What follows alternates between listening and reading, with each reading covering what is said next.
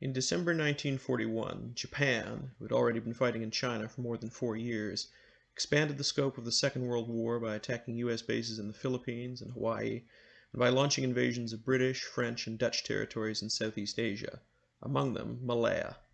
As part of the Malayan campaign, the Japanese landed not only on the northern shores of the Malay Peninsula, but also in southern Thailand, just across the border, and quickly occupied the airfields at Singora and Patani.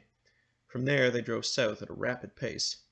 At Alor Star airfield near Butterworth in northwestern Malaya was based 62 Squadron flying Blenheims. On the first day of the invasion, they attacked landing craft near Patani, and on the second day were detailed to attack Singora airfield. In spite of already heavy losses, they made one strike and prepared for another that evening.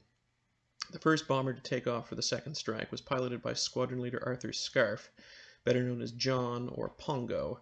Unfortunately, it would be the only one to take off, as just after it had gotten airborne, a formation of Japanese high-level bombers dropped their ordnance on Alor Star and destroyed or disabled the rest of the Blenheims getting ready to take off.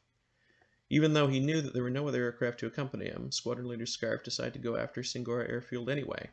He kept low on the way there and managed to evade attacks by numerous fighters. Reaching Singora, he made a bombing and strafing run, but was then set upon by a dozen more fighters as he turned for home.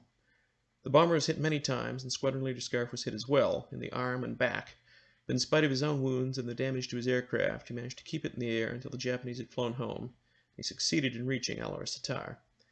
The Blenheim crash-landed in a rice paddy near the base hospital, where Squadron Leader Scarf was rushed, but he died some hours later.